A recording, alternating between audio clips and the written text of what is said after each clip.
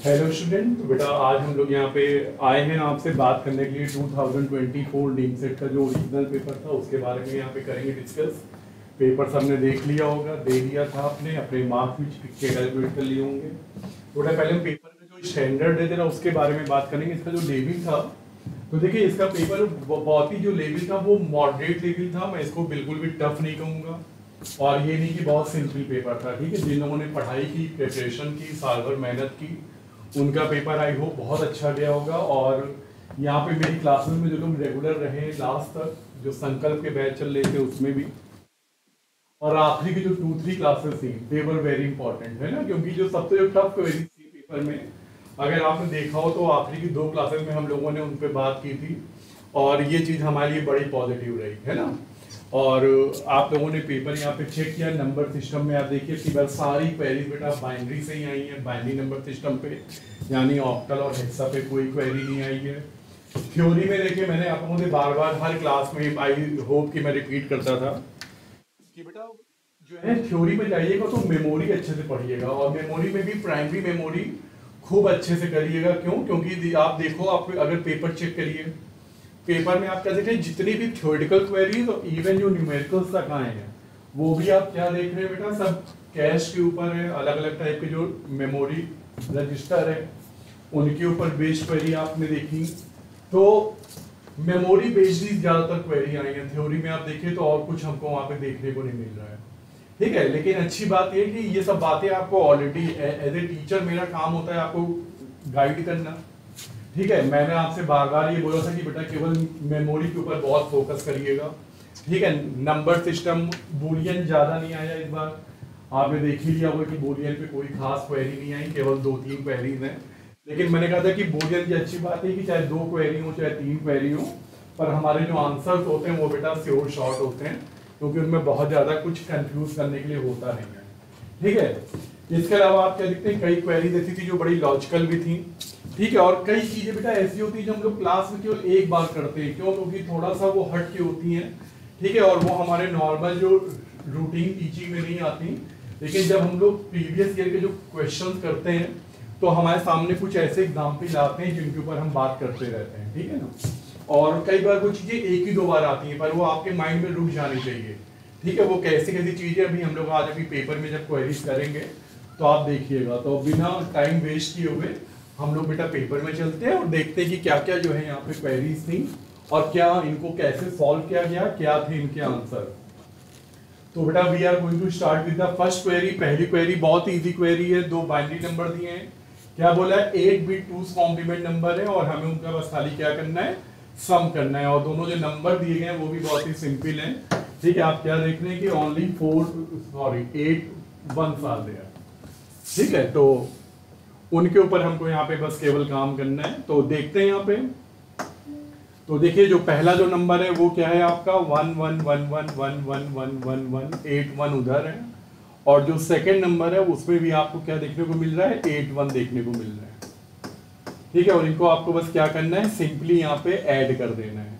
ठीक है, जब आप ऐड करोगे तो क्या होगा, 1 1 10 का 0, कैरी गया 1, 1 1 1 11, 1 1 11, 1 1 11। तो ऐसे बस आपका ये चलता जाएगा, और ये रहा आपका 11, और एक आखिरी 11 आपका क्वेरी आएगा। ठीक है, लेकिन वो आपका मेमोरी से बाहर हो जाएगा। तो देखिए जो आपका जो आंसर है सिंपली वो क्या आ गया आपका, 7 टाइम 1 और एक लास्ट में 0। तो ये आपका बेटा यहाँ पे आंसर था सिंपली। ठीक है, इसमें कोई बहुत ज्यादा यहाँ पे हमको रॉकेट साइंस नहीं लगानी थी। आपका ये थर्ड ऑप्शन है यहाँ पे। ठीक है, और आई होप यहाँ पे समझ गए होंगे। काफी बच्चे देख के बड़ा परेशान हो जाते हैं कि यार ये 2's कॉम्प्लीमेंट में बताया गया है और इसको कैसे सम करेंगे। तो अगर आप बड़े लंबे वे में देखिए, मैंने आपको बताया आपको सॉल्व कैसे करना है। ठीक है, इसके बाद भी लेकिन अगर आपको लगता है कि नहीं यार इसका लॉजिक क्या है, ये आंसर पता नहीं मेरा सही है कि नहीं सही है, तो अब अगर आपके इसका मैं कंप्लीट सॉल्यूशन पे लेके चलूं तो बेटा देखो ये जो नंबर दिया है ये दिया गया है। ठीक है, अब ये नंबर, पहली बात तो ये 2's कॉम्प्लीमेंट रिप्रेजेंटेशन है किसी नंबर का। अब अगर मैं इसको इसके डेसिमल इक्विवेलेंट में अगर यहाँ पे कन्वर्ट कर दूं, ठीक है ना, तो आपको पता है कि ये 2's कॉम्प्लीमेंट है और ये किससे स्टार्ट हो रहा है, 1 से। यानी एक बात बड़ी क्लियर है कि जो ये जिस भी नंबर को रिप्रेजेंट कर रहा है that number is a negative integer. Clear है ना, ये नंबर नेगेटिव इंटीजर है क्योंकि ये 1 से स्टार्ट हो रहा है, पहली चीज। दूसरी चीज की इसका टूज कॉम्प्लीमेंट रिप्रेजेंटेशन है, तो अगर मुझे अपने ओरिजिनल नंबर को फाइंड आउट करना है तो मुझे क्या करना पड़ेगा बेटा, इसका टूज कॉम्प्लीमेंट, यानी अपने इस नंबर को रीकॉम्प्लीमेंट करना पड़ेगा। तो अगर आप इसको रीकॉम्प्लीमेंट कर दो तो ये क्या बनेगा, ठीक है। ये देखिए पहले मैंने क्या किया, इसका निकाला, 1 कॉम्प्लीमेंट प्लस 1 कर दिया, तो अब देखिए आपके पास जो नंबर आया वो क्या आया, आपके पास नंबर आया ये 0000001। तो ये बेटा कौन से नंबर को रिप्रेजेंट करता है, 1 को, लेकिन वो भी निगेटिव, ठीक है। यानी कि ये अगर 10 के बेस पे नंबर है तो ये कौन सा है, -1। तो ये बेटा मेरा पहला नंबर है। जो सेकंड नंबर है वो भी क्या है, यही है -1, सेम नंबर दिया है, तो यानी आपको करना क्या है, -1 प्लस -1, ठीक है। यानी क्या आंसर आ जाएगा, -2, ठीक है। तो यानी आपका जो रिजल्ट है वो क्या है बेटा, -2 है। अब -2 को अब आपको, लेकिन मुझे तो अपना आंसर बेटा बाइनरी में देना है, तो अब आप अगर -2 को बाइनरी में अगर यहाँ पे कन्वर्ट करो तो क्या होगा, आप जानते हैं कि अगर पॉजिटिव में अगर हम इसको यहाँ पे लिखें तो हमारा क्या आंसर आएगा, ये आएगा, ठीक है कि नहीं। पॉजिटिव में 2 का जो बाइनरी इक्विवेलेंट होगा 8 बिट पे वो ये होगा, पर बेटा मेरे पास क्या है, 2's कॉम्प्लीमेंट, क्योंकि नंबर निगेटिव है तो मुझे इसका 2's कॉम्प्लीमेंट चाहिए। तो अब आप क्या करिए, इसका 2's कॉम्प्लीमेंट कर लीजिए, ठीक है, और इसमें +1 कर दीजिए, ठीक है। तो अब क्या होगा जरा देखिए, 1 1 का 0 कैरी गया 1, और फिर ये बाकी सारे 1 तो ऐसे के ऐसे ही आ गए। तो आप देखो वही सेम आंसर आपको मिलने वाला है जो हम लोगों ने अभी यहाँ पे टिक किया था लास्ट में, ठीक है। ये देखिए वही सेम आंसर आ गया ना, तो आपको इतनी मेहनत करने की कोई जरूरत नहीं है जो मैंने बताया अभी, ठीक है। आप क्या करेंगे, इसको डायरेक्टली जैसे सिंपली बाइनरी एडिशन करते हैं, बस वही काम आपको केवल करना है, ठीक है। आपको और वरना वो नहीं समझ में आ रहा तो ये वाली टेक्निक अपनाइए, कुछ भी करिए, लेकिन काम बहुत तेज होना है, ठीक है। और अगर आप ऐसे सीधे डायरेक्ट यहाँ पे सम कर देते हैं तो इससे अच्छी कोई बात ही नहीं है। यानी बेटा कोई ट्रिक थी, पेपर की जो स्टार्टिंग थी वो बहुत ही परफेक्ट थी, ठीक है ना, कि केवल 2 बाइनरी नंबर आपको ऐड करने थे, ठीक है। इसके बाद हम लोग चलते हैं आगे, अगली क्वेरी देखते हैं, नंबर 2 पे आइए। ओ, ये एक थोड़ी सी लॉजिकल क्वेरी थी और ये आई होप कि कई लोगों ने इसको चैलेंज भी किया होगा। इस क्वेरी में क्या खास बात है, आप पहले एक बार क्वेरी रीड करिए। क्वेरी में क्या दिया है बेटा, इन्होंने कहा है कि आप एज्यूम करिए कि कोई एक आर्बिट्रेरी एक नंबर सिस्टम है विच विद इंडिपेंडेंट डिजिट है 0 1 एंड A। तो 0 एंड 1 तो बताया हमारे बाइनरी में भी होते हैं, तीसरी एक यहाँ पे और दे दी है डिजिट। कहा है कि अब हम इन नंबर को एक ऑर्डर में लगा रहे हैं, जैसे हमारे यहाँ होता है 1 2 3 4 5 6 7। तो कह रहे हैं कि बताइए ये जो एक नंबर है 10A ये किस ऑर्डर पे आएगा, है ना। तो आप क्या देख रहे हैं कि कुछ नंबर तो वहां हम लोगों ने दे रखे हैं 0 0 0 1 0A, ठीक है। ये तो कुछ नंबर दे दिए हैं 2 में, फिर यहाँ पे दिया गया है 10 11 1A, ठीक है। ऐसे करके नंबर दिए, तो देखिए शुरू के 6 नंबर सीक्वेंस के दे दिए। अब इसके आगे के नंबर आप खुद लिख सकते हैं। तो देखिए सबसे जो हाईएस्ट जो 2 डिजिट में आया था 1A तक इन्होंने सीक्वेंस दे दिया। तो देखिए 0 के सारे कॉम्बिनेशन हो गए, 1 के सारे कॉम्बिनेशन हो गए, अब A के कॉम्बिनेशन नोट कर लीजिए, है ना। A0 हो गया, A1 हो गया और AA हो गया, सही है ना। तो ये अगले 3 नंबर ये बन गए। अब इसके बाद देखिए 2 जो 2 है डिजिट उनमें भी इससे बड़ा नंबर नहीं हो सकता। अब इसके आगे चलते हैं, अगला नंबर मेरा क्या आएगा 100 अब हम लोग कॉम्बिनेशन बनाएंगे किसके साथ, 1 के साथ, क्योंकि देखिए 0 0 से बनाने का कोई फायदा नहीं है। 0 0 0 0 0 1 0 0A, तो इनका कोई मतलब नहीं है। क्यों, क्योंकि ये सब नंबर तो हम ऑलरेडी यहाँ पे फॉर्म कर चुके हैं। मेरी बात समझिएगा, क्यों, क्योंकि अब आप अगर 3 वाले कॉम्बिनेशन में अगर 0 से बनाते हो तो किसी भी नंबर की हो अगर 0 बेटा प्रीसीड कर रहा है तो तुम जानते हो कोई फर्क नहीं पड़ेगा। ये तो वही सेम नंबर है ना, आप देखिए दोनों को कंपेयर करिए, तो 0 वाले कॉम्बिनेशन हमें लेने ही नहीं है, ठीक है। तो फिर हम कहाँ से शुरू करेंगे, 1 से शुरू करेंगे। जो ये देखिए मैंने अगला जो नंबर लिखा लोवेस्ट 3 वाले डिजिट में वो क्या आएगा 100। अगला क्या होगा 101 और फिर होगा 10A। तो ये देखिए ये जो 10A आ रहा है ये कौन सी प्लेस पे आ रहा है, चेक कर लीजिए। 1 2 3 4 5 6 7 8 9 10 11 एंड 12 पोजीशन पे ये नंबर आपको आ रहा है। तो इसका जो करेक्ट आंसर है वो बेटा क्या होगा, 12th पोजीशन। लेकिन आप लोगों ने देखा होगा जो हम लोग आपकी जो रिजल्ट शीट आई है उसमें उन लोगों ने इसका जो करेक्ट आंसर है वो 9 दे रखा है, जो कि रॉन्ग है। और मैंने कहा था कि इसको आप लोग यहाँ पे चैलेंज कर लीजिएगा, ठीक है। तो कोई एक आध क्वेरी बेटा हर साल होती है, ये कोई सरप्राइजिंग चीज नहीं है। लेकिन मैंने बताया कि इसका जो सॉल्यूशन है वो बहुत इजी था, और आप में से कई लोगों ने मुझे भेजा है और आपने सही टिक किया है, ठीक है ना। इसके बाद आगे बढ़ते हैं। फिर ये देखिए यहाँ पे एक इन्होंने ट्रूथ टेबल दे दी है, कहा है कि the Boolean expression for the following truth table. F Q उन्होंने देखिए यहाँ पे 3 वैल्यूज दी हैं, फोर्थ ऑप्शन है नन ऑफ दीज, ठीक है। और ये हमारे सामने यहाँ पे टेबल दे रखी है, ट्रूथ टेबल 3 वेरिएबल की, ठीक है, एक्स वाई जेड की। और बेटा हमें एफ फाइंड आउट करना है। पहली चीज तो ये देखिए कि जो इन्होंने ऑप्शन दे रखे हैं बेटा, उसमें इन लोगों ने जो टर्म लिखे हैं वो किस फॉर्म में है। तो आप क्या देखते हो कि दैट एसओपी फॉर्म में है। तो यानी कि ये जो ट्रूथ टेबल है मुझे इसका क्या निकालना है, एसओपी निकालना है। तो ये सब चीजें हम लोग को आती है।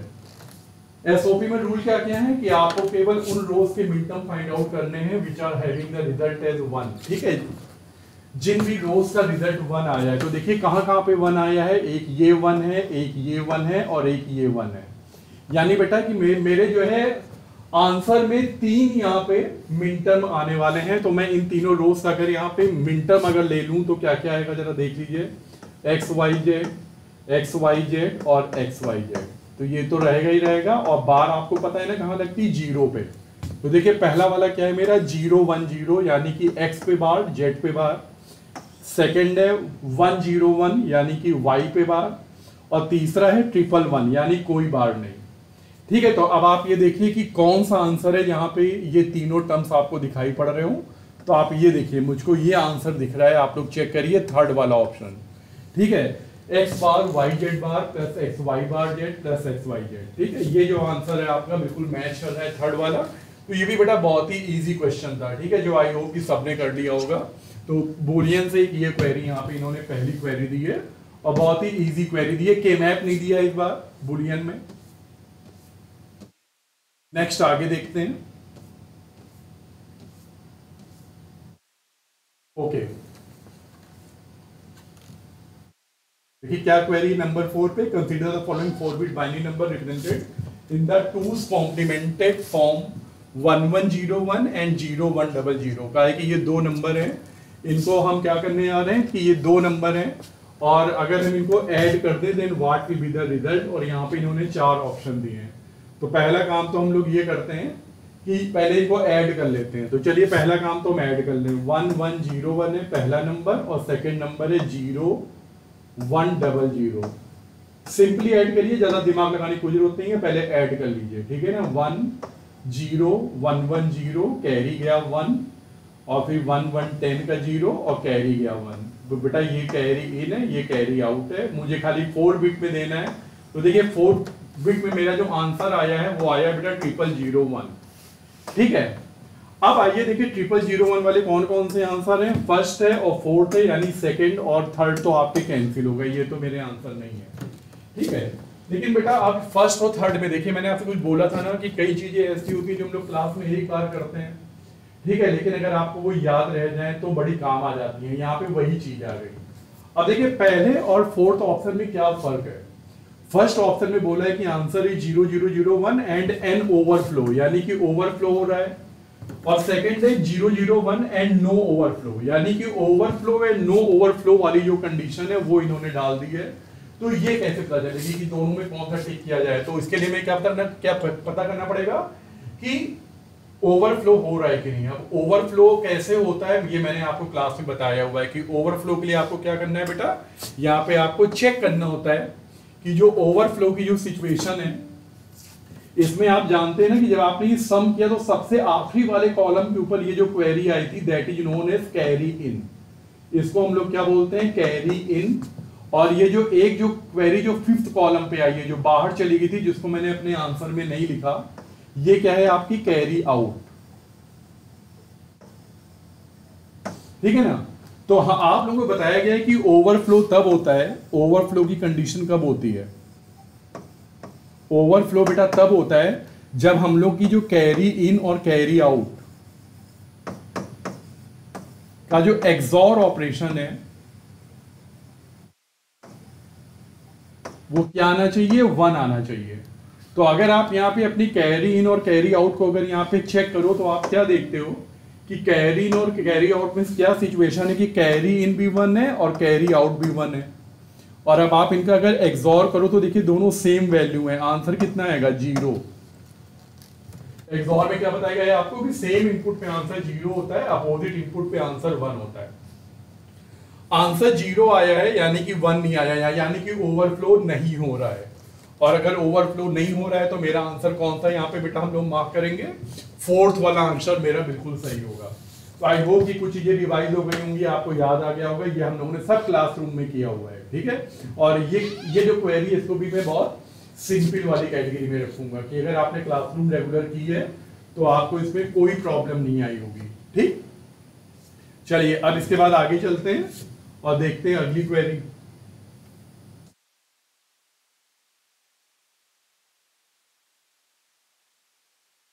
अच्छा, ये तो सब आपके देखिए बिल्कुल सिंपल वाली क्वेरीज है, यानी कि अगर आपने पढ़ रखी है, याद आ गई, तो आपको जानते हैं कोई कैलकुलेशन तो करनी नहीं है। वरना आप बेटा ये सब क्वेरीज तो ऐसी जो थ्योरेटिकल वाली मैंने कहा था कि मेमोरी पढ़िएगा, खूब पढ़िएगा, तो ये कुछ वैसी क्वेरीज हैं, ठीक है। यहाँ पे क्या बोला है, विच of the following interfaces perform the transfer of data between the memory and the input output peripheral without involving the CPU. यानी ये कौन से इंटरफेस है जहां पे बेटा क्या होता है कि प्रोसेसर यानी जो डेटा ट्रांसफर हो रहा है इनपुट आउटपुट डिवाइसेस और मेमोरी के बीच में, उसमें सीपीयू का कोई पार्टिसिपेशन नहीं है, कोई भी रोल नहीं है। तो अगर आपने ये पढ़ा हुआ है, आपके सामने से ये चीज निकली हुई है, ठीक है, तब तो ठीक है, वरना यूजुअली हम लोग इनको छोड़ देते हैं। पर इसका जो आंसर है वो क्या है बेटा, डीएमए। डीएमए की फुल फॉर्म क्या होती है, डायरेक्ट मेमोरी एक्सेस।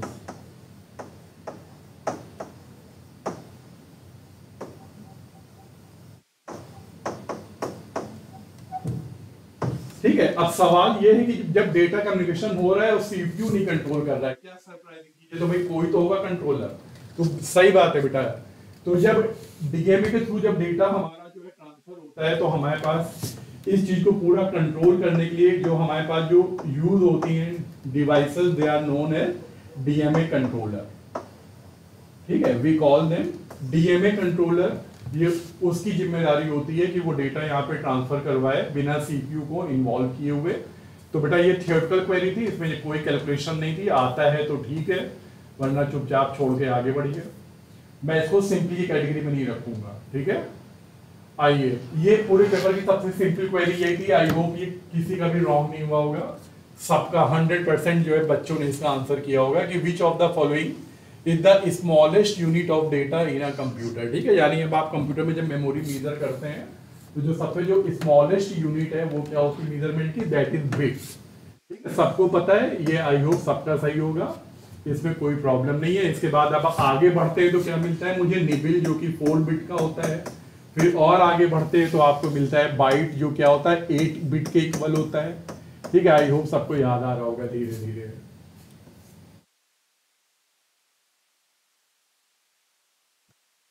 फिर नेक्स्ट देखते हैं अगला, ये भी थोड़ा सा out of the word problem है ना। आई होप कि बहुत कम लोगों ने इसको यहाँ पे किया होगा अटेम्प्ट। क्वेरी पहले पढ़िए क्या है, consider the program below which uses 6 temporary variable A B C D E, ठीक है, ये आपका और A B C D E F यानी 6 वेरिएबल है। ये प्रोग्राम आपका गेट में आया हुआ है, ठीक है ना। ये जो प्रॉब्लम है ये गेट में अपीयर हुई है, जहां तक मुझे याद आ रहा है इन ईयर 2010 के पेपर में, ठीक है। तो ये जो ऐसी बेटा जो प्रॉब्लम आती है इनको कैसे किया जाए मैं आपको बताऊं, क्योंकि ये हम लोगों ने क्लासरूम में नहीं की है। मैंने आपसे बोला था कि देखिए 2-3 प्रॉब्लम तो ऐसे मिलेंगी जो थोड़ी सी आउट ऑफ द वर्ल्ड होती है। आपकी बात के पेपर में यही एक प्रॉब्लम है, मैं आपको बताऊं अकेली ऐसी प्रॉब्लम है जो कई सालों बाद एक हट के प्रॉब्लम आई है नीम सेट में। ये पहली बार ऐसी प्रॉब्लम दी है जिसमें हमारी क्या हो रही है कि ये लोग कह रहे हैं कि you have to count that how many registers we are going to use, number of register find out करने, ठीक है कि नहीं। एक उन्होंने प्रोग्राम का सीक्वेंस लिया हुआ है और कहा है कि आप बताइए कि कम से कम हमें कितने मेमोरी रजिस्टर इसमें यूज करने पड़ेंगे, ठीक है। तो आप देखिए जानते हैं जो मेमोरी में जो रजिस्टर्स हैं उनका बेटा जो प्राइमरी जॉब क्या होता है, to store the data in temporary form, ठीक है, यानी जो फ्रीक्वेंटली यूज डेटा है उनको टेम्परेरी फॉर्म में थोड़ी देर के लिए अपने पास होल्ड करना, या कोई भी जो है कैलकुलेशन चल रही है उनके जो इंटरमीडिएट रिजल्ट आ रहे हैं उनको होल्ड करना, तो ये सारी चीजें होती है। तो उनका कहना है कि अगर हम एक प्रोग्राम का अगर सीक्वेंस, तो इसमें कितनी वैल्यूज हम एक बार में कम से कम जो है मेमोरी को यूज करके, यानी कम से कम मेमोरी लेंगे और देखेंगे कि मतलब जो है कैसे ये काम होगा। तो इसके लिए जो हम लोग यहाँ पे जो मॉडल्स यूज करते हैं या ये जो मेथड्स यूज करते हैं बेटा, बहुत सारे मेथड है। ट्री बनती है, यानी इसके जो डायग्राम है वो बनते हैं, which are known as level diagram, tables बनती हैं, ठीक है, बहुत तरह की चीजें होती हैं। लेकिन मैं आपको बताऊं कि हम लोग, मेरा कुछ करने का तरीका अलग है, ठीक है। हम लोग इसको बहुत ही सिंपली एक लॉजिकल वे में काम करते हैं कि हमको एक बार में कितनी वैल्यू होल्ड करनी है और क्या मैं कम से कम मेमोरी में काम चला सकता हूँ। तो अब देखिए यहाँ पे जितनी भी कैलकुलेशन है उनमें 2 नंबर यूज हो रहे हैं ना, जैसे d = a + c, e = b + d, यानी बेटा मुझे एक बार में दो मेमोरी तो होल्ड करनी है मिनिमम। तो मैं अपनी जो कोशिश है वो मैं यही करूंगा कि कुछ ऐसा हो जाए कि भाई केवल 2 से काम चल जाए, 1 से तो नहीं चलेगा। लेकिन यहाँ 3 तो वैल्यू दे रखी हैं, a = 10, b = 20, c = 30, ठीक है, 3 वेरिएबल दिए हुए। तो हमारे दिमाग में पहली चीज तो ये आती है कि कम से कम 3 तो हमें चाहिए ही चाहिए memory to hold the value, clear. लेकिन मैंने क्या बोला, हम कोशिश करेंगे भाई कम से कम में काम चल जाए। तो चलिए एक बार ट्राई करेंगे हम लोग यहाँ पे इन सारी चीजों को। आइए देखते हैं कि क्या अप्रोच हो सकती है, ठीक है। मैं आपको बहुत ज्यादा टेक्निकल लेके नहीं जा रहा हूँ, मैं सिंपली जो एक लॉजिकल वे में वहां पे काम कर रहा हूँ, ठीक है ना। क्यों? क्योंकि ये फिर उसके अंदर का मामला फिर बहुत जो बनते हैं, टेबल्स बनती है, डायग्राम बनते हैं, वो एक अलग ही पूरी प्रोसेस है। लेकिन मैं आपको सिंपली थोड़ा सा लेके यहाँ पे चलता हूँ। मैं क्या करता हूँ, पहले मैं 2 यहाँ पे यूज करता हूँ मेमोरी के लिए, यहाँ पे लोकेशंस। अब हम लोग अपना काम शुरू करते हैं, ठीक है। चलिए, तो देखिए सबसे पहले क्या दिया है, a = 10, b = 20 और c = 30। तो ये तो केवल वैल्यू होल्ड करने के लिए है, ठीक है। अब देखिए जो मैं आपको काम कहां से शुरू होता है, मेन जहां से कैलकुलेशन शुरू होती है, d = a + c। यानी बेटा सबसे पहले तो कहानी ये है कि मुझको जो है a और c 2 वैल्यू चाहिए मेमोरी से, ताकि मैं उनको ऐड कर सकूं। तो अब आप यहाँ पे ध्यान दीजिएगा, मैं बेटा यहाँ पे वैल्यू नहीं लिखूंगा, मुझे a b c e f g की क्या वैल्यू आ रही है मुझे उनसे कोई मतलब नहीं है। मुझे खाली ये देखना है कि एक टाइम पे कितनी वैल्यू मुझे होल्ड करनी है, ठीक है। तो मैं यहाँ पे क्या देखता हूँ कि बेटा मैं क्या करता हूँ कि a को यहाँ स्टोर कर देता हूँ और c को यहाँ स्टोर कर देता हूँ, ठीक है कि नहीं। जब मेरा प्रोग्राम शुरू हुआ तो बेटा a कहाँ पे स्टोर है, R1 में, C कहाँ स्टोर है, R2 में स्टोर है, ठीक है। और मुझे इन दोनों को ऐड करके कहाँ पे रखना है, D में। तो यानी कि R1 और R2 को ऐड करिए, ठीक है, और कहाँ पे होल्ड करेंगे, ठीक है, यही नहीं पता। तो अब देखिए मैं इस काम के लिए क्या करता हूं, देखिए अब मुझको चाहिए एक वैल्यू होल्ड करनी है D में, पर मेरे पास जो मेमोरी अवेलेबल है, थोड़ा सा बेटा मैंने रॉन्ग बना दिया यहाँ पे, साइड में ले चलता हूं इसको, मैं यहां पे लिखूंगा R1 + R2, मैंने इन दोनों को ऐड किया और अब मुझे इसको होल्ड करवाना है। कहां पे होल्ड करवाना है, तो मेरा जो आंसर है वो बेटा D आ चुका है। अब मैं इस D को कहां पे रखूं, R1 में डालूं कि R2 में डालूं। तो बेटा आप ध्यान दीजिए, इसलिए मुझे अपने आगे के जो सीक्वेंस हैं वो देखने पड़ेंगे। अभी आप देख रहे हैं ना, इतनी सारी कैलकुलेशन होने वाली है, पर इन सारी कैलकुलेशन में जरा ध्यान दीजिए, क्या कहीं पे A का यूज हो रहा है, नहीं हो रहा है। यानी बेटा जो R1 जो पहली मेमोरी जिसने A की वैल्यू होल्ड कर रखी है 10, इसका अब आप देखो तो मुझे कोई काम नहीं है फ्यूचर में। तो यानी कि इस पहली कैलकुलेशन का जो रिजल्ट आया है, इसको मैं क्या कर सकता हूं, ये जो आंसर आया है D, मैं इस D को यहां पे होल्ड कर सकता हूं, कहां पे, R1 के पास, और R2 के पास क्या है, C चल ही रहा है। तो ये मेरा पहले कमांड के बाद मेरी ये सिचुएशन है, ठीक है ना। ये देखिए पहले कमांड के बाद R1 में D है, R2 में C है, और अब मैं आगे बढ़ता हूं। तो देखिए मेरी पहली लाइन एग्जीक्यूट हो गई, ठीक है। अब आगे बढ़ते हैं, कह रहे E = B + D, E = B + D। अब कहानी ये है यहाँ पे, तो चलिए, तो D है मेरे पास और B, लेकिन कहां पे, B तो है ही नहीं कहीं पे, बस यहीं पे देखिए मामला फंस गया। अब बेटा मुझे b की वैल्यू रीड करनी है, तो b के लिए अभी मैंने कोई यहाँ पे मेमोरी क्रिएट ही नहीं की थी, तो अब यहीं से खेल शुरू होता है। मुझे अब एक चाहिए R3 पे तीसरा रजिस्टर जहां की वैल्यू क्या होगी b, ठीक है, और b में जो भी वैल्यू है 30 वो यहाँ पे इसके पास होगी। और अब हम चलाएंगे अपना अगला command E equal to B plus D, ठीक है। तो देखिए b कहां पर है, R3 में, और जो है R1 में क्या है, D है। तो ये देखिए b प्लस डी को मैंने ऐड किया और मेरा आंसर क्या आया E। अच्छा ये हमने कहां पे स्टोर किया था, आपको याद है, R1 में ही, ठीक है। अब ये जो सेकेंड वाली कैलकुलेशन हुई इसका मेरा आंसर आया है E। अब इस E को आप कहां लेके जाओगे, तो अब उसके लिए अब आप यहाँ पे फिर से चेक करिए, इस E को मैं इन 3 मेमोरी में ही एकमोडेट करने की कोशिश करूंगा और मैं देखूंगा कि इन तीनों में कौन सी मेमोरी है जो आगे यूज नहीं होने वाली है। तो मैं यहाँ पे नीचे जब ध्यान से देखता हूँ तो क्या देखता हूँ कि ये वाली कैलकुलेशन के बाद D मुझे कहीं नहीं दिख रहा, यहाँ पे भी D नहीं दिख रहा, यहाँ पे भी D नहीं दिख रहा, जबकि देखिए C और B का यूज हो रहा है। तो यानी कि C और B को तो मुझे सेफ रखना है, ठीक है, ये तो बेटा मुझे होल्ड करने पड़ेंगे। लेकिन ये जो D है ना, ये मुझे इसके बाद कहीं नहीं दिख रहा है।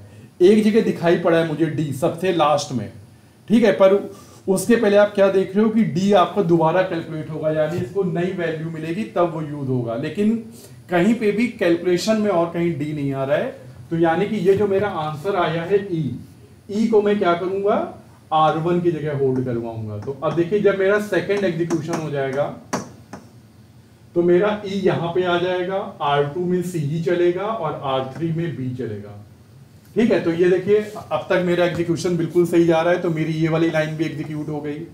अब इसके बाद और आगे चलिए, F equal to C plus E। तो देखिए C प्लस E यानी कि R1 और R2,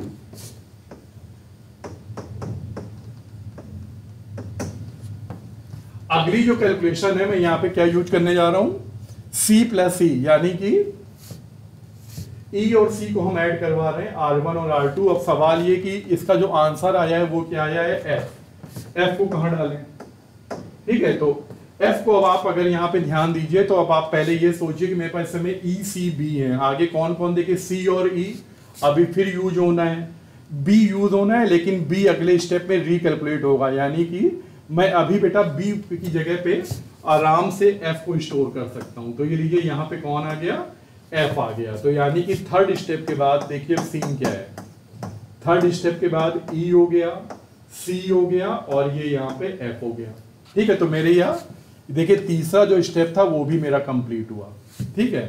अब आगे आइए, अगली लाइन C और E को ऐड करिए और फिर से B में डाल दीजिए, ठीक है। C और E को ऐड करिए और B में स्टोर करिए। तो अब अगली जो कैलकुलेशन है C प्लस E, तो यानी वही R1 और R2 फिर से ऐड हो रहे हैं, और R1 और R2 ऐड होके कहां पे स्टोर हो रहे हैं बेटा, B में स्टोर हो रहे हैं, ठीक है। अब आइए जरा देखिए, अब मैं B को कहां डाल दूं, F चाहिए क्या आगे, बिल्कुल F तो मुझे अगली लाइन में चाहिए। C चाहिए क्या आपको, नहीं, C तो मुझे इसके बाद कहीं नहीं दिख रहा है, अगली 3 लाइन में कहीं C नहीं दिख रहा है, यानी C वाली मेमोरी में ले सकता हूं। तो ये देखिए C को हटा के मैंने यहाँ पे क्या डाल दिया बेटा, B डाल दिया। तो ये देखिए ये मेरा अगला स्टेप भी कंप्लीट हो गया, ठीक है। तो ये देखिए आफ्टर फोर्थ स्टेप अब सीन क्या है, R1 के पास E है, इसके पास B है, इसके बाद F है। देखिए ये चीजें मैं बड़े आराम से बता रहा हूं ताकि आप एक एक लाइन की डिटेल समझ सको, लेकिन जब आपको करना है तो बहुत फास्ट करना है ये सब चीजें, ठीक है ना। आपको बस खाली ये देखना है कि वो मेमोरी में जो भी वैल्यू है या जो भी वेरिएबल है क्या वो आगे यूज हो रहा है। अगर आगे यूज नहीं हो रहा है तो आप क्या करते हैं, वहां की वैल्यू हटाइए, नई वैल्यू डाल दीजिए। तो अब देखिए मैं 3 मेरे पास इस समय है, यहाँ पे R1 R2 R3 3 मेमोरी है और मैं कोशिश कर रहा हूँ कि मेरा पूरा प्रोग्राम चल जाए इन 3 के थ्रू। देखिए पहले मैंने 2 से ट्राई किया, नहीं हुआ, मुझे तीसरा लेना पड़ा। तो अब कम से कम 3 तो मुझे चाहिए मेमोरी वाले रजिस्टर। अब तो चलिए अब हम आगे बढ़ते हैं। अब जब ये वाली लाइन भी हो गई, B भी कैलकुलेट हो गया, अब हम चलते हैं next, E equal to B plus F। कह रहे हैं कि B और F को ऐड करवाइए, तो ये कौन है, R2 और R3। तो बेटा R2 और R3 को हमने ऐड किया और मेरा आंसर क्या आ रहा है, E, ठीक है। तो अब क्या किया जाए, तो ये देखिए E तो यहाँ पे पहले ही था, तो अब ये देखिए B और F को हमने ऐड करके E में डाल दिया, कोई दिक्कत नहीं है। यानी कोई चेंज नहीं होगा। ई क्या करेगा, दोनों का आंसर यहीं पे ई पे ही आ जाएगा, तो हमारी सेहत पे कोई फर्क नहीं पड़ता। तो ये लाइन भी हमारी आराम से एग्जीक्यूट हो गई। ये यहीं पे होल्ड हो जाएगा मेरा R1 में, ठीक है ना, ये मेरा यहीं R1 में ही होल्ड हो जाएगा। इसके बाद अगली लाइन पढ़िए, D = 5 + C। तो ये देखिए, ये E है और एक वैल्यू हमने क्या ले ली है 5, और E कहां पर है, R1 पे। तो इन दोनों को ऐड करिए और आंसर क्या आया है मेरा, आया है D में। ठीक है, तो अब सवाल ये कि D को आप कहां रखोगे। तो अब आप खुद देख लो कि इस लाइन के बाद हमें क्या क्या चीजें चाहिए। हमें बेटा F चाहिए अगली लाइन में, तो इसको तो मैं कुछ नहीं कर सकता, इसको तो रखना ही रखना है, ठीक है। और ये जो D आया है, इस D को अब मैं कहां पे प्लेस करूं, अगली लाइन में D चाहिए और F चाहिए। तो मेरे पास दोनों ऑप्शन है, मैं कहीं पे भी रख सकता हूं। फॉर एग्जाम्पल मैंने E हटा दिया और यहाँ पे बेटा मैंने D डाल दिया, ठीक है। तो चलिए ये भी लाइन हो गई, ये लाइन भी मेरी कंप्लीट हो गई। अब आखिरी लाइन में क्या करना है, D और F को ऐड कर देना है। तो ये देखिए D और F यानी कि आपने R2 और R3 को यहाँ पे ऐड किया, ठीक है। और आपका जो भी आंसर आया, ठीक है, वो आपको यहाँ कहीं होल्ड भी नहीं करना है, आप सीधे उसको कर सकते हैं रिटर्न, ठीक है। और आप देखिए बड़े आराम से मेरा यहाँ पे काम बन गया। तो यानी इतने करने के बाद मुझको ये समझ में आया कि देखिए जो यहाँ पे इन्होंने मुझे ऑप्शन दिए थे, ठीक है, कि क्या क्या ऑप्शन है। तो आप देखिए, तो मैंने 3 मेमोरी रजिस्टर से काम अपना करवा दिया। रजिस्टर आई नीड, ठीक है, इस 3। पहले आप ध्यान दो, मैंने 2 से कोशिश की थी, लेकिन यह 2 का तो ऑप्शन ही नहीं था, यानी 3 लोवेस्ट था, यानी 3 तो मुझे लेने ही लेने थे, ठीक है। लेकिन खैर मैंने यहाँ पे देखे नहीं थे ऑप्शन, तो मैंने कोशिश की कि पहले 2 में ही काम चला लूं, लेकिन 2 में चला नहीं, लेकिन 3 में हो गया। पर जो लॉजिक है, आई होप वो आप समझ गए होंगे कि कैसे हमको यहाँ पे मूव करना है। इसके बाद अगली क्वेरी देखिए, the question if the binary number 1101011 is divided by 101। तो एक बाइनरी डिवीजन की क्वेरी दे दी है। तो बहुत ही सिंपल क्वेरी, मैं इसको बहुत सिंपल कैटेगरी में रखूंगा, क्योंकि हम लोगों ने एक क्लासरूम में खूब किया हुआ है, कोई दिक्कत नहीं। बाइनरी डिवीजन के लिए आप इसको सीधे करिए। काफी बच्चे क्या करते हैं इसमें, देखिए पहले दोनों नंबर को वो क्या करेंगे, डेसिमल में कन्वर्ट करेंगे, फिर डिवाइड करेंगे, फिर जो आंसर आएगा वो भी 10 के बेस पे आएगा, और वो वापस उसको बाइनरी में कन्वर्ट करेंगे। तो वो एक बिल्कुल सही और परफेक्ट प्रोसेस है, लेकिन का टाइम टेकिंग है ना। आप लोग ये भी जानते हो, उसमें कोई दिक्कत नहीं, आपका जो आंसर है दैट विल बी करेक्ट। लेकिन मैंने कहा उतनी मेहनत क्यों करनी है, ठीक है। आपको इसलिए हम लोग जब क्लासरूम में आप होते हो तो क्या करते हैं लोग, आपको डायरेक्ट सिखाते हैं कि आप डायरेक्ट सब्ट्रैक्शन करिए, क्योंकि बाइनरी कोई भी कैलकुलेशन है, ठीक है, चाहे वो सब्ट्रैक्शन मल्टीप्लिकेशन कुछ भी हो, डायरेक्ट करिए। क्यों, क्योंकि वो टाइम सेवर है। और फिर बाइनरी में तो सब चीजें बहुत ही आसान है, बाइनरी का जो डिवीजन से आसान कोई चीज नहीं है। क्यों, क्योंकि यहाँ की जो टेबल होती है वो तो जानते हो, खाली क्वोशिएंट में क्या आएगा, 0 या 1, यानी आपको टेबल तो कोई पढ़नी नहीं होती। तो इससे अच्छा तो कहीं नहीं होता डिवीजन। तो आप इसको सीधे करिए, डायरेक्ट करिए डिवाइड, ठीक है ना, 1101011, ठीक है। इसको आपको किससे डिवाइड करना है, 101 से, ठीक है। तो बहुत ही आसान है। तो ये देखिए हम लोग यहाँ पे शुरुआत करते हैं, पहले 110 को 101 से डिवाइड करिए, ठीक है। अब आप इसको यहाँ सब्ट्रैक्ट करेंगे तो 0 में से 1 होगा नहीं, तो आपने राइट से ले लिया, 10 में से 1 गया 1, 0 में से 0, 1 में से 0। तो ये सिचुएशन बनेगी। 110 से 101 आपने माइनस किया, तो आपको क्या देखिए, बाइनरी डिवीजन, मैंने बाइनरी सब्ट्रैक्शन किया, तो आंसर कितना आ गया, नीचे 1। अब आप क्या करते हो, इसके बाद ऊपर से एक 1 कॉपी कर लेते हो, कितना हो गया 11। पर ये तो 101 से डिवाइड ही नहीं होगा, फिर क्या करोगे, एक 0 और ऊपर से लेना पड़ेगा। पर एक प्रॉब्लम है, आप एक बार में ऊपर से एक ही तो कॉपी कर सकते हैं, एक बार में डिलीट हो गया। अगर दूसरी भी कॉपी करनी है तो ऊपर एक 0 बढ़ाना पड़ेगा, ठीक है, तभी आप नीचे एक 0 और ले पाओगे। तो देखिए ऊपर एक 0 मैंने बढ़ा दिया, 110 आ गया। अब इसके बाद क्या करना है, फिर वही चीज 110 को 101 से ये आया, 110 से 101, अभी भी आप ऊपर करके आए थे, फिर से कितना आ जाएगा, 1 आ जाएगा। अब आप ऊपर से एक 1 कॉपी कर लीजिए, ठीक है, कितना हो गया 11। एक और लेना पड़ेगा, पर इसके लिए आपको एक ऊपर 0 बढ़ाइए, तब एक और मिलेगा। तो अब कितना हो गया 111। इसको अब आप 101 से डिवाइड करिए, 1 में से 1 गया 0, 1 में से 10, और ये हो गया। अब एक ही 1 और बचा था, 1 आ गया 1, 101, ठीक है, सब्ट्रैक्ट कर दीजिए। तो ये आपका आंसर आ गया, देखिए यहाँ पे 10 10 1 1, ठीक है, 1 0 1 0 1 1। अब अपना जो ऑप्शन है वो चेक कर लीजिए, कोई अगर मैच कर रहा है तो आई होप पहला ही वाला मैच कर रहा है, ठीक है। तो फर्स्ट ऑप्शन है दैट इज 1 0 1 0 1 1, ठीक है। तो बेटा ये इसको मैं इजी की कैटेगरी में रखूंगा, सिंपल क्वेरी थी और ज्यादातर लोगों ने कर ली होगी।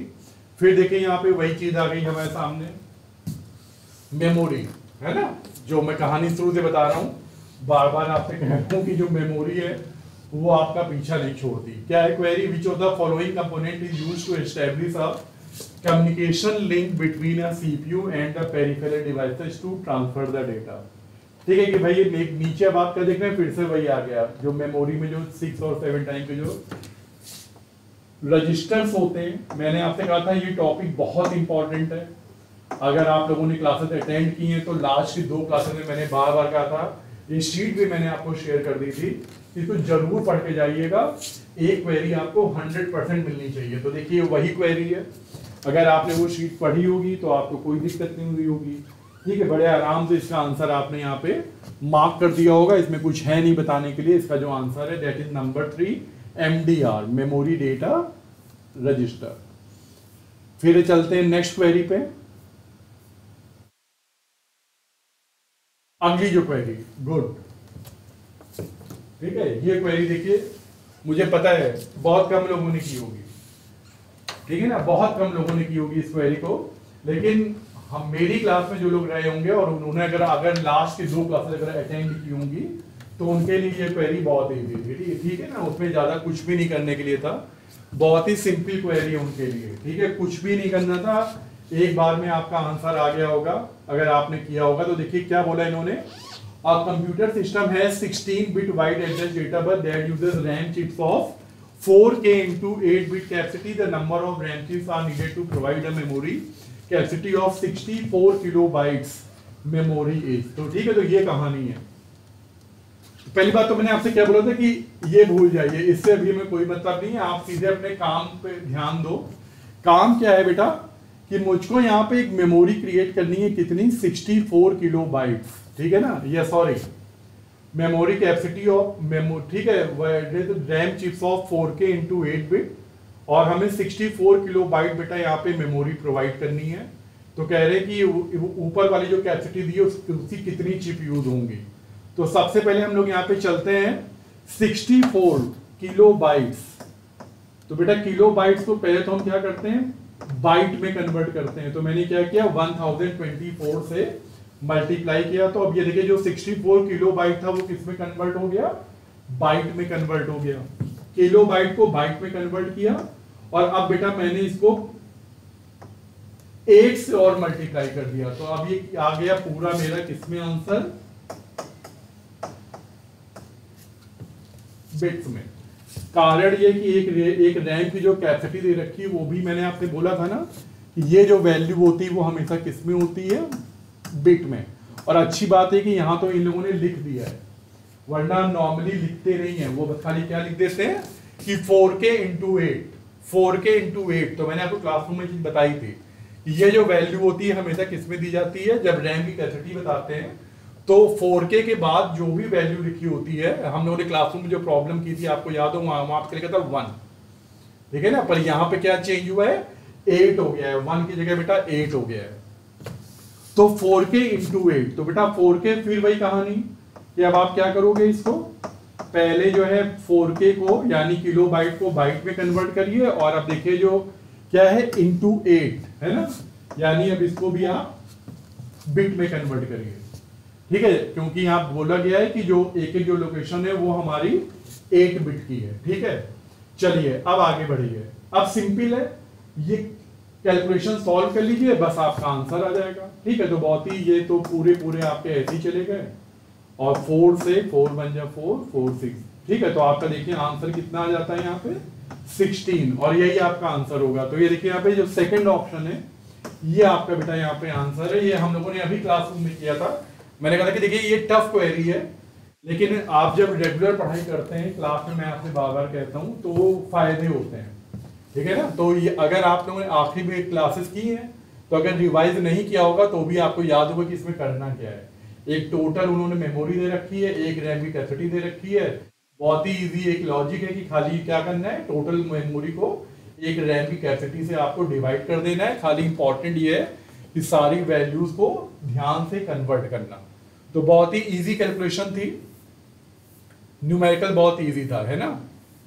इसके बाद अब यहाँ पे आइए, फिर एक थ्योरेटिकल क्वेरी मिल गई है, the primary purpose of cache memory in a computer system. भैया जो कैश मेमोरी होती है कंप्यूटर में, इसका प्राइमरी जॉब क्या होता है। ध्यान दीजिएगा, वर्ड है प्राइमरी जॉब। जब ये बोलते हैं प्राइमरी जॉब क्या होता है, तो यानी इसका मतलब ये कि जो 3-4 ऑप्शन है उनमें कई ऑप्शन सही हो सकते हैं, पर उनमें मोस्ट अप्रोप्रिएट आंसर कौन सा है, ठीक है ना, ये कहने का मतलब है। तो अब आप अगर यहाँ के सारे ऑप्शन देखते हो, to manage input and output operation between the CPU and peripheral, सही बात है, अभी भी हम पीछे एक आंसर करके आ रहे हैं, एमडीआर, है ना। इसके बाद to temporarily store frequently access data and command for faster access by the CPU, ये बात बिल्कुल सही है। मैं अभी रहूंगा इसके साथ, आगे भी पढ़ लेंगे अभी। To permanently store data and program, ये तो बिल्कुल भी नहीं है। To provide additional storage space when the main memory is full, ये भी बेवकूफी की बात है, ये तो खुद अपनी सारी वैल्यू मेन मेमोरी से लेता है। हालांकि कई बार ये बात सही भी होती है, ठीक है, जब मेन मेमोरी फुल है तो थोड़ी बहुत वैल्यू यहाँ पे डाल सकते हैं, ऐसा नहीं है। तो बेटा मैं जाऊंगा सेकंड ऑप्शन के साथ, ठीक है ना, कि जो इसका जो मेन जो जॉब होता है, कभी भी कैश मेमोरी के बारे में पढ़ते हो तो आपको यही लाइन लिखी मिलेगी सब जगह, है ना, कि भाई क्या है कि जो भी डेटा फ्रीक्वेंटली यूज हो रहा है उसको हम लोग यहाँ वहां होल्ड करने की जगह, क्योंकि कैश मेमोरी सीपीयू मेमोरी होती है, बहुत फास्ट होती है, तो जो फ्रीक्वेंटली डेटा एक्सेस करना है सीपीयू उसको अपने पास ही होल्ड करके रखता है, तो और वो इस काम के लिए कैश मेमोरी को यूज करता है ना। इसके बाद और देखते हैं नेक्स्ट नंबर 12 पे, विच of the following do not affect CPU performance, कि भाई यहाँ पे ये 3-4 चीजें दी उन्होंने, कैश का साइज है, अमाउंट ऑफ रैम है, number of core, clock speed. तो इसका भी आंसर बहुत ही क्लियर था कि देखिए जो सीपीयू के जो पार्ट्स हैं, आई रिपीट, जो 4 ऑप्शन है इनमें देखिए कई कंपोनेंट ऐसे हैं जो सीपीयू के एलिमेंट्री पार्ट है, यानी वो सीपीयू के साथ ही अटैच होते हैं, ठीक है कि नहीं, उसके लिए सीपीयू कहीं बाहर नहीं जाना पड़ता है। They are the part of the CPU, they are the component of the CPU, यानी वो तो रिक्वायर्ड है ही है, उनके बिना मेरा सीपीयू काम ही नहीं करेगा। जैसे क्लॉक स्पीड, आपको पता है क्लॉक स्पीड जितनी तेज होगी हमारा सीपीयू उतनी तेज काम करेगा। नंबर ऑफ कोर, यानी कि वो एक बार में कितनी प्रोसेस हैंडल कर सकता है, ठीक है ना, यानी कि एक बार में कितनी प्रोसेस हैंडल कर सकता है। जैसे आप लोगों ने सुना होगा, क्या कुछ नाम आप लोगों ने बहुत सुने होंगे, डुअल कोर, क्वाड कोर, क्या मतलब है इसका भी, कोई कंप्यूटर का अगर प्रोसेसर मेरा डुअल कोर है, आपके फोन में भी, ठीक है, अब जो प्रोसेसर लग के आते हैं अगर डुअल कोर है तो क्या मतलब है कि वो बेटा एक बार में 2 प्रोसेस हैंडल कर सकता है। क्वाड कोर यानी क्या मतलब हुआ, ऑक्टा कोर भी होता है, क्वाड का मतलब 4 processes can be handle simultaneously, octa core यानी कि हम एक बार में 8 प्रोसेस हैंडल कर सकते हैं, है ना। तो यानी कोर तो बड़ा इंपॉर्टेंट है, जितने ज्यादा कोर होंगे हमारा सिस्टम उतनी तेज काम करेगा। तो ये तो दोनों बहुत ही एलिमेंट्री चीजें हैं। और कैश साइज, ठीक है, क्योंकि सारा कम्युनिकेशन तो सीपीयू किससे करता है, कैश के साथ ही करता है, जो भी उसका लेन देन, जो भी ट्रांजैक्शन होता है किसके साथ होता है, कैश के साथ। तो ये तो हमें चाहिए ही चाहिए। तब आप देखो तो इन सब में सबसे जो लीस्ट इंपॉर्टेंट है वो क्या है, अमाउंट ऑफ रैम, क्योंकि कौन सा हमारा प्रोसेसर रैम से डायरेक्टली तो कम्युनिकेट कर नहीं रहा, कहाँ के थ्रू कर रहा है, कैश के थ्रू कर रहा है। तो जितना ज्यादा डेटा कैश है अपने पास होल्ड कर पाएगा उतना ही अच्छा होगा हमारे लिए, ठीक है। तो इसका भी आंसर बहुत इजी था। आगे चलते हैं।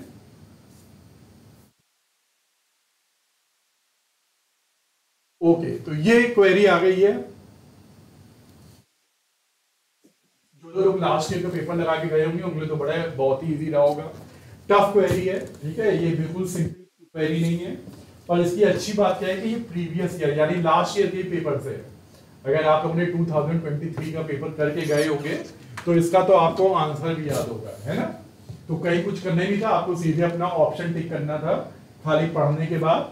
लेकिन तब भी जो लोग इस क्वेरी को पहली बार देख रहे हैं उनके लिए मैं जल्दी से यहाँ पे बता दूं कि पहले प्रॉब्लम क्या है और इसका जो सॉल्यूशन है वो कैसे बनेगा, ये चीज हम लोग यहाँ पे देखते हैं, ठीक है।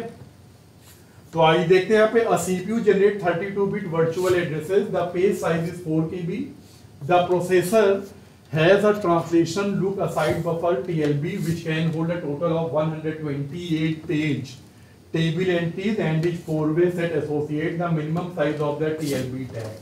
ठीक है, ये इन्होंने यहाँ पे पूछा है। तो देखिए सबसे पहली बात तो थोड़ा सा हम लोग यहाँ पे समझेंगे कि जो सीपीयू के क्या बताया कि 32 एक सीपीयू को जो एक वर्चुअल एड्रेस को रिप्रेजेंट करने के लिए 32 बिट रिक्वायर्ड है। ठीक है, तो ये देखिए अगर मैं इसको यहाँ पे एक टेबल के फॉर्म में रिप्रेजेंट करूं तो देखिए आपकी जो मेमोरी होती है, ठीक है, जो एक जो वर्चुअल एड्रेस होता है वो बेटा 3 पार्ट में यहाँ पे डिवाइड होता है। सबसे पहला पार्ट जो होता है हम लोग इसको बोलते हैं टीएलबी टैग। ठीक है,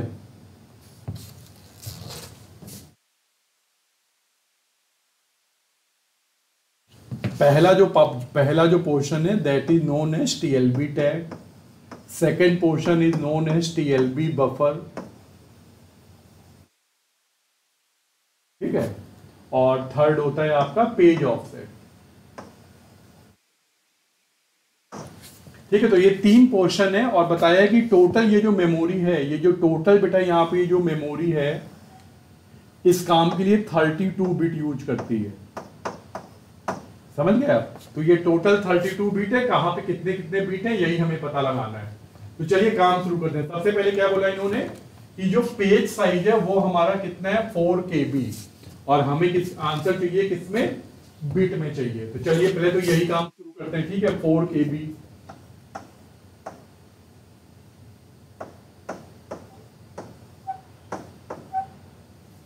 तो बेटा पहले तो मैंने जो आपका जो 4 KB था इसको मैंने क्या किया बाइट में कन्वर्ट कर लिया। तो अब आप इसको अच्छा KB कैपिटल में है किलो बाइट में।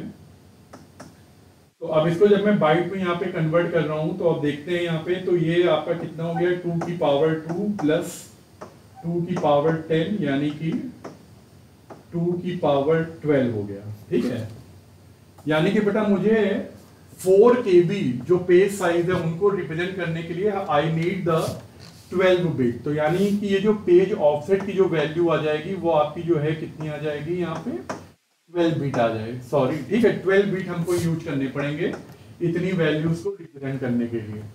इसके बाद अगला जो यहाँ पे पार्ट है वो है the processor has a translation look aside buffer TLB which can hold a total of 120 page table entries. यानी कि उनके कहने टेबल में 128 एंट्रीज हो सकती हैं। ठीक है, तो ये टोटल बेटा आपकी 128 एंट्रीज है। और इसके आगे इन्होंने क्या बताया है इज अ 4-वे सेट एसोसिएटेड। यानी कि ये एक बार में बेटा ये 4 रोज यहाँ पे रीड कर सकता है। ठीक है ना, एक बार में 4 रो रीड कर सकता है। यानी कि सवाल ये है कि कितनी जो है हम यहाँ पे रोज रीड कर सकते हैं। 128 टोटल रोज है और हमें एक बार में 4 रोज को यहाँ पे रीड कर सकते हैं। तो अब मैं अगर आगे चलूं तो 128 को मैं 4 से डिवाइड अगर कर दूं तो मेरा आंसर कितना आता है 32। सही है ना, 4 3 12 4 2 8। तो 32 का मतलब हुआ 2 की पावर 5। ठीक है, इसको हम लोग लिख सकते हैं 2 की पावर 5। यानी कि 4 रोज रीड करने के लिए बेटा मुझे 32 यहाँ पे यानी मैं 32 टाइम्स रीड कर सकता हूँ। यानी मुझे 32 मेमोरी एड्रेस होल्ड करने हैं और 32 वैल्यूज होल्ड करने के लिए मुझे मिनिमम नंबर ऑफ जो बिट रिक्वायर्ड है वो कितनी रिक्वायर्ड होंगी 5।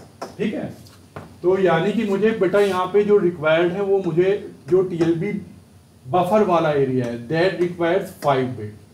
तो अब यहाँ पे जरा चेक करिए टोटल कितनी बिट थी 32 बिट थी। 12 बिट आपकी पेज ऑफसेट में चली गई, अभी मैंने दिखाया यहाँ पे। इसके बाद फिर आपका क्या आया TLB बफर एरिया, ये मैंने यहाँ पे कैलकुलेट किया 2 की पावर 5 आ गई यानी 5 बिट चाहिए। अब आपको पता लगाना है TLB टैग कितना है। तो अब आई होप कि समझ गए होंगे आप क्या करना है। आपको 32 में से माइनस कर देना है कितना इन दोनों का सम यानी 5 + 12। तो आपका जो आंसर है वो कितना आ जाएगा 17 माइनस कर दीजिए दैट विल बी 15। तो ये हम लोगों ने बेटा इसकी प्रीवियस क्लास में किया था। तो अगर आपने क्लास अटेंड की होगी तो आपको इसका आंसर याद होगा। पर जो लोग पहली बार आए थे, थोड़ा सा मैंने फास्ट बताया है, बहुत ज़्यादा अंदर नहीं गया मैं डिटेल में, मैंने खाली इसका जो कैलकुलेशन वाला पार्ट है वो बताया है। बाकी आप जो प्रीवियस वीडियो में जाके उसको चेक कर सकते हैं, 2023 वाला वीडियो देखेंगे तो उसमें आपको सब चीज़ें मिल जाएंगी। इसके बाद देखिए ये क्वेरी आ गई है यहाँ पे DI की, ठीक है, एक सिंपल क्वेरी है, तो आप लोग LR में पढ़ते ही हैं यहाँ पे, तो बहुत ही लेकिन सिंपल क्वेरी थी, ठीक है ना। क्या बताया इन्होंने कि एक फिगर में जो सर्किल है वो एम्प्लॉयड लोगों के लिए है, ठीक है, ये बता रहा भी कितने लोग एम्प्लॉयड हैं, सर्किल। इसके बाद फिर और भी कुछ लोगों के बारे में बताया गया है, और क्या है फिर square stand for social worker, ये आपके जो सोशल वर्कर लोग हैं ये इनके लिए है। इसके बाद फिर ट्रायंगल है फॉर इलिटरेट पर्सन के लिए, ये लोग इलिटरेट हैं। और उसके बाद फिर कौन बचा, रेक्टेंगल, रेक्टेंगल वाले कौन है भाई, ये है ट्रुथफुल, सच्चे लोग हैं ये। तो अभी जानना क्या चाहते हैं कि कह रहे हैं कि फिगर को पढ़ लो with its reason and find the number of neither truthful nor illiterate people among the employed only. कह रहे हैं ये जो सर्किल बनाए हैं एम्प्लॉयड में, खाली बताइए वो कौन से लोग हैं जो ना तो ट्रुथफुल है ना इलिटरेट है। तो ठीक है, तो देखिए ये तो निकल गया सर्किल वाला पार्ट, ये तो गए काम पे, ठीक है। मुझको इलिटरेट लोग नहीं चाहिए तो ये चला गया, और क्या है ट्रुथफुल भी नहीं है तो यानी कि ये वाला पोर्शन भी चला गया, इसको भी मैं यहाँ पे कैंसिल कर देता हूँ, ये लीजिए, ठीक है। अब देखिए सर्किल के अंदर जो पार्ट आपको व्हाइट दिख रहा है, व्हाइट पार्ट कौन सा दिख रहा है आपको, ये वाला पार्ट जो मैं ब्लू से बता रहा हूँ। इस पार्ट में हमको बताना है कि कितने लोग आ रहे हैं। तो आप क्या देख रहे हैं, मुझे दो वैल्यू मिल रही है, 0 और 8। तो अब आप अगर 0 + 8 अगर यहाँ पे करो तो आंसर कितना आ जाएगा आपका, 8 आ जाएगा, ठीक है। तो बहुत ही इजी क्वेरी थी, खाली आपको देखना था, बहुत ही सिंपल क्वेरी दी है। तो जो आंसर होगा आपका वो कौन सा होगा, सेकंड वाला ऑप्शन, दैट इज 8। तो ये आई होप सब लोगों ने कर लिया होगा, ये भी बहुत इजी क्वेरी में रखूंगा मैं। इसके बाद नेक्स्ट अगला आइए, कैश मेमोरी फंक्शन। आप देख रहे हो कैश के ऊपर कितनी क्वेरी दी है, आधा पेपर मुझे लग रहा है इन लोगों ने कैश पे बना दिया इस बार। तो देखिए cache memory function as an intermediately between, कह रहे हैं कि कैश मेमोरी किन के बीच में एज अ मीडियम काम करता है। तो आई होप ये सबने आंसर कर दिया होगा। हम लोग ये क्लास में बार बार ये चीज बोलते रहते हैं कि क्या करता है ये, सीपीयू और जो प्राइमरी मेमोरी, सीपीयू और रैम के बीच में ये हमारे हेल्प करता है, क्योंकि दोनों की जो स्पीड होती है उनको मैच कराने के लिए, क्योंकि जानते हो दोनों की स्पीड बहुत अलग अलग होती है। तो इसका सीधा सा आंसर है सीपीयू एंड रैम। नेक्स्ट, ये क्वेरी बहुत अच्छी है इस बार, देखिए, let the given number 11001 1001 and 1111001 can be corresponded to the two's complement representation. कह रहे हैं कि भैया ये 3 नंबर हैं जो कि टूस कॉम्प्लीमेंट रिप्रेजेंटेशन है कुछ वैल्यूज के। पहला नंबर देख लीजिए 11001, सेकंड नंबर है 1001 और थर्ड नंबर है 111001। कह रहे ये 3 नंबर है, ये टूस कॉम्प्लीमेंट रिप्रेजेंटेशन है। तो वो तो हम समझ गए, क्योंकि सबकी शुरुआत किससे हो रही है, 1 से हो रही है। यानी एक बात तो बड़ी क्लियर है कि सारे नंबर नेगेटिव हैं। अच्छा, तो देखिए यहाँ पे जो ऑप्शन दिए हैं उनमें भी देखिए 3 ऑप्शन में सारे निगेटिव ही दिए हैं। Then which one of the following decimal numbers the given numbers match. कह रहे बताइए कि इनमें कौन सा जो है ऑप्शन मैच कर रहा है जो तीनों नंबर को रिप्रेजेंट कर रहा हो। तो देखिए आप एक बात तो समझ गए। अब देखिए जो रिप्रेजेंटेशन दिया गया ऑप्शन में वो किस फॉर्मेट में, डेसिमल इक्विवेलेंट चाहिए। तो मुझे क्या करना पड़ेगा, मुझे तीनों नंबर का डेसिमल फाइंड आउट करना पड़ेगा कि ये किस ओरिजिनल नंबर को रिप्रेजेंट कर रहे हैं। तो कैसे करते हैं, हम लोग अभी पीछे करके आ रहे हैं। क्या करना पड़ेगा, सबका रिकॉम्प्लीमेंट करना पड़ेगा, क्योंकि सब नंबर किससे शुरू हो रहे हैं, 1 से शुरू हो रहे हैं। प्रॉब्लम ये है, तो आप इनको क्या करिए, जल्दी से इन सबको यहाँ पे रिकॉम्प्लीमेंट कर लीजिए। ठीक है, कैसे करते हैं आपको पता ही है। 0 0 1 1 0, ये पहले आपने क्या किया, 1's कॉम्प्लीमेंट, फिर अब इसमें 1 ऐड कर दीजिए। तो क्या आंसर आ गया, 0 0 1 1 1। 0 0 1 1 का मतलब 7, और चूंकि नंबर निगेटिव था तो यानी -7। अब आइए यहाँ पे देखते हैं 0 1 1 0 प्लस 1, तो क्या हो गया 0 ट्रिपल 1। फिर वही चीज आंसर क्या आ जाएगा -7, क्योंकि क्या आ रहा है 0 ट्रिपल 1, ट्रिपल 1 का मतलब 7। और यहाँ पे आइए 0 0 0 1 1 0 प्लस 1, और यहाँ पे भी देखिए वही सेम आंसर आ गया 1 1 1, यानी कि -7। तो आप क्या देख रहे हैं बेटा, तीनों नंबर पे जो हमको यहाँ पे मिल रहा है इनका जो डेसिमल रिप्रेजेंटेशन है दैट इज -7 एंड -7, यानी आपका जो सेकंड ऑप्शन था दैट वाज करेक्ट। ओके, तो बहुत ही सिंपल क्वेरी थी, काफी लोगों ने कर ली होगी, और कुछ लोग हो सकता है पढ़ के परेशान भी हो गए हों कि यार ये 3 नंबर है तो -7 तो हो ही नहीं सकता, क्योंकि तीनों नंबर देखने में अलग अलग लग रहे हैं। पर देखिए जब आप इनको सॉल्व कर रहे हैं तो आप देखिए तीनों का आंसर कितना आ रहा है, -7 ही आ रहा है। चलिए और देखते हैं आगे। हाँ देखिए ये क्वेरी हम लोग की रह गई थी क्लास में, बस पूरे पेपर में यही है क्वेरी, क्योंकि एक क्लास नहीं हो पाई कुछ रीजन से, जहाँ पे क्योंकि ये क्वेरी बेटा मेरे पास एक दो बच्चों ने भेजी थी व्हाट्सएप पे, लेकिन मैं उनको रिप्लाई कुछ ऐसी कंडीशंस के चक्कर में मैं ना मैं रिप्लाई कर पाया, वरना मुझे मैंने कहा था कि क्लास में मैं सब पे बात करूंगा। यही एक क्वेरी छूट गई, ठीक है। कि क्या पूछा उन्होंने, देखिए फ्लोटिंग पॉइंट रिप्रेजेंटेशन में आ गए IEEE 754 फॉर्मेट में, डबल प्रेसिजन में। आपको पता है वहां की कहानी क्या होती है, डबल प्रेसिजन में आपकी जो मेमोरी होती है वो 3 पार्ट में डिवाइड होती है, याद है ना, SEM, ठीक।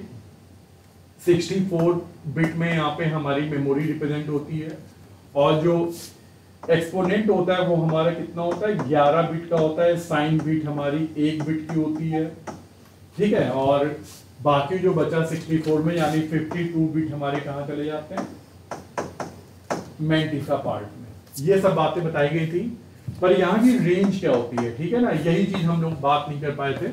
पर इसका जो करेक्ट आंसर है वो क्या है, मेरा नंबर 4 वाला है कि -1022 से 1023 तक हमारी यहाँ पे इसकी रेंज होती है। तो इसका जो 4th ऑप्शन है वो यहाँ पे करेक्ट होगा, ठीक है। तो ये क्वेरी टफ की कैटेगरी में रखूंगा, ठीक है। ये मेरे पेपर की सेकंड क्वेरी टफ आई है। पहला कौन सा मैं बोलूंगा, जिसमें 6 वेरिएबल दिए उन्होंने टेम्परेरी प्रोग्राम के सीक्वेंस, वो मैं रखूंगा, जो जिसको मैं टफ में बोलूंगा। और एक ये क्वेरी थी जहां तक बच्चे बहुत कम पहुंच पाते हैं, ठीक है, और पहुंच भी गए तो याद नहीं रहता, प्रॉब्लम ये है। इसके बाद फिर आइए नंबर 18 पे, विच of the following component is not a part of any format of आप CPU प्रोसेसिंग में एक इंस्ट्रक्शन का कौन पार्ट नहीं होता। तो देखिए बेटा, एक इंस्ट्रक्शन के जो फॉर्मेट में मैं आपको, अब आप यहाँ देखिए क्या क्या चीजें होती हैं, क्या चीजें नहीं होती हैं। तो देखिए सोर्स ऑपरेंड है, ये हमको चाहिए होता है। थर्ड ऑप्शन है, ये भी आई नीड इट। और ऑपरेशन कोड, कहां से डेटा पिक करना है, कहां सेंड करना है, ठीक है ना, ये 2 चीजें तो हमें रिक्वायर्ड होती हैं। और हमारे कोड में एक जो इंपॉर्टेंट पार्ट होता है ऑप कोड, यानी ऑपरेशन क्या करना है, ठीक है। तो ये 3 चीजें आपको मैं बताऊं कि हमें नीडेड होती ही होती हैं। तो यहां पे जो मेरा जो आंसर होगा वो क्या होगा, नंबर 2 वाला, रजिस्टर फाइल, ठीक है, दैट इज नॉट रिक्वायर्ड, ठीक है। या ये हमारा पार्ट होता भी नहीं है, लेकिन हमें सोर्स बताना होता है, टारगेट बताना होता है, ऑपरेशन कोड, ठीक है। तो ये हमारे 3 पार्ट होते हैं, तो ये तो हमको चाहिए ही चाहिए होते हैं। हालांकि इसमें बेटा बहुत सारी चीजें हैं अंदर, आप जाओगे तो अलग अलग तरह के फॉर्मेट्स होते हैं, CISC होता है, RISC होता है। तो ये पूरा अपने आप में एक बहुत बड़ा चैप्टर है। ये तो बस खाली यहाँ से शुरुआत होती है ना, कि कोई भी एक इंस्ट्रक्शन है तो उसमें जो मेन कंपोनेंट कौन से हैं, ऐसा नहीं खाली 3 होते हैं, कई ऐसे फॉर्मेट है जहाँ पे 5 पार्ट्स होते हैं, ठीक है। तो अलग अलग जो है, लेकिन ये 3 तो हमारे सब में होते ही होते हैं, जो बहुत इंपॉर्टेंट है।